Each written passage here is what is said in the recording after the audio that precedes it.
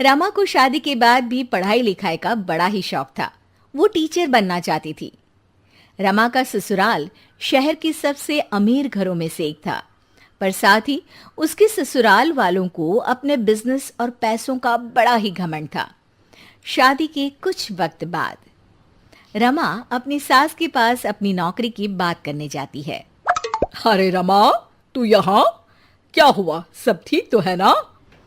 जी mummy जी, सब ठीक है। मम्मी जी, आपसे कुछ बात करनी थी। अरे रमा, अब तू बात करने को भी पूछेगी क्या? बोल पगली, जो भी बोलना है। मम्मी जी, अब तो शादी को काफ़ी समय भी हो गया है और घर में सभी काम के लिए नौकर लगे हैं। मैं सारा दिन घर पर बोर हो जाती हूँ मम्मी जी। मैं नौकरी करना चाहती हूँ। अरे, ये क्या बोल रही है तू? नौकरी? क्या कमी है तुझे रमा? तुझे पता नहीं, हमारा बिजनेस शहर का सबसे बड़ा बिजनेस है और तू नौकरी की बात कर रही है। लोग क्या सोचेंगे कि इतना बड़ा बिजनेस, इतना पैसा होने का भी क्या मतलब, जब घर की बहू को भी नौकरी करके खुद का खर्चा उठाना पड़ रहा है। नहीं रमा, तू बिल्कुल नौकरी नहीं करेगी। पर माँ जी, मैं टीचर बनना चाहती हूँ। पागल हो गई है बहू? इतने बड़े बिजनेसमैन की पत्नी और बहू टीचर? देख रमा, तुझे पैसे चाहिए तो मैं तुझे देती हूं, पर ये नौकरी की बात तू अपने दिमाग से निकाल दे। और जो सारा दिन वो किताबें पढ़ के तू अपना दिमाग खराब कर रही है ना, उसे भी दूर फेंक दे। मम्मी जी, पर समझिए तो। रमा, देख, अगर तुझे यही बात करनी है तो चली जा यहां से, वरना मैं आज तुझे राहुल से बोल के तेरे मायके वापस भिजवा दूंगी।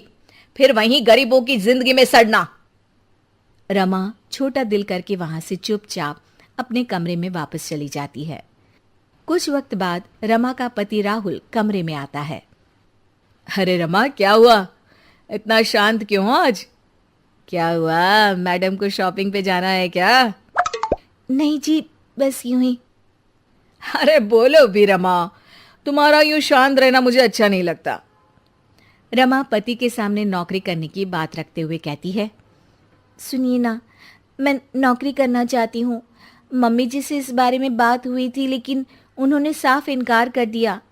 इसलिए मैं आपकी सहमति चाहती हूँ। राहुल रमा की बात सुनकर जोरों से हंस पड़ता है।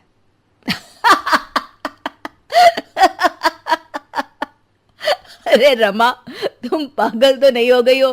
तुम्हें नौकरी करनी है? क्या कमी है तुम्हें? तुम्हें शॉपिंग पर जाना है तो मेरा क्रेडिट कार्ड लेकर जाओ। और वैसे भी तुम एक अमीर बिजनेसमैन की पत्नी हो। तुम भी ना रमा। रमा राहुल के सामने नौकरी करने की जिद करती है। पर सुनिए तो, मैं नौकरी पैसों के लिए नहीं, अपने लिए करना चाहती हूँ। मेरा बचपन से टीचर बनने का सपना था। मैं उस सपने को पूरा करना चाहती हूँ। पागल हो चुकी हो तुम। बिल्कुल पागल। राहुल भी माँ की भाषा बोलता है और रमा के सपनों का मजाक उड़ाकर सो जाता है। रमा फिर से अपना दिल छोटा करके सो जाती है। अगले दिन सुबह रमा मम्मी जी से कहती है, मम्मी जी, मैं पास वाले बाजार तक जा रही हूँ। ठीक है बहू, पर शाम को जल्दी लौट आना। जी मम्मी जी। रमा सामान लेने मार्केट जाती है। तभी उसे रास्ते में एक पोस्टर दिखता है जिस पर लिखा होता है, टीचर की जरूरत है।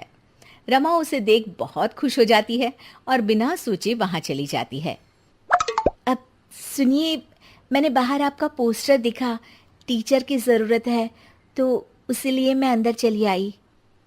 अरे मैडम, आप तो कोई बड़े परिवार से लगती हैं। हमारा तो बस एक छोटा सा एनजीओ है जिसके लिए हमें एक टीचर की ज़रूरत है जो कम पैसों में इन बच्चों को पढ़ा सके। अरे नहीं नहीं, मुझे पैसों की ज़रूरत नहीं है। मैं बस इन बच्चों को पढ़ाकर टीचर बनना चाहती हूँ। अच्छा मैडम जी, अब कल सुबह से रोज आ जाइएगा। रमा वहाँ से चली जाती है। अगले दिन, मम्मी जी, मेरी सहेली नई किटी पार्टी खोल रही है, तो मुझे कुछ दिन रोज़ उसके यहाँ जाना है। क्या मैं जा सकती हूँ मम्मी जी? सासू माँ खुश हो जाती है। अरे वाह रमा, किटी पार्टी, मैं भी चलती हूँ तेरे साथ। सासू माँ के साथ चलने की बात सुन रमा डर जाती है। जी जी जी जी माँ जी, वहाँ कोई आपकी उम्र का नहीं होगा, आप वहाँ बोर हो जाएंगी।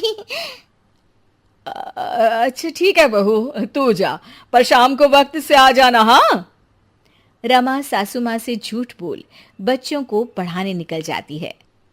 वक्त बीतता चला जाता है और कई दिनों तक यही सिलसिला चलता रहता है।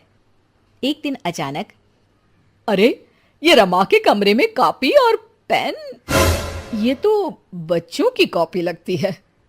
रमा, ओ रमा, तेरे कमरे में ये बच्चों की कॉपी और पेन कहां से आया? रमा डरती हुई वहां आती है।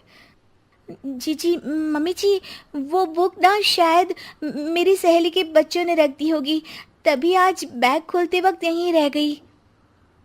सासू माँ रमा की बात सुन शक में आ जाती है। अगले दिन जब रमा घर से बच्चों को पढ़ाने निकलती है तो सासू माँ रमा का पीछा करती है। अचानक सासू माँ रमा को स्कूल में रंगे हाथों पकड़ लेती है। ओह माय गॉड, तो ये थी तेरी किटी पार्टी। मेरे तो करम ही फूट गए जो ऐसी बहू मिली।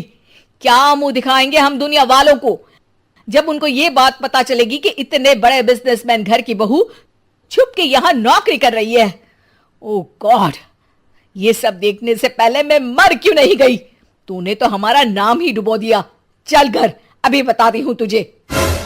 सासू माँ गुस्से में रमा को घर ले ही जा रही होती है कि तभी वहां स्कूल का मैनेजर आ जाता है और रमा से कहता है, अब मैडम जी, आपका बहुत बहुत धन्यवाद। आज आपकी वजह से हमारे एनजीओ के बच्चों ने शहर में टॉप कर हमारे एनजीओ का नाम रोशन किया है। आपका शुक्रिया मैडम जी। इतने अमीर परिवार से होने के बावजूद भी आपने बिना पैसों के इन बच्चों को पढ़ाया।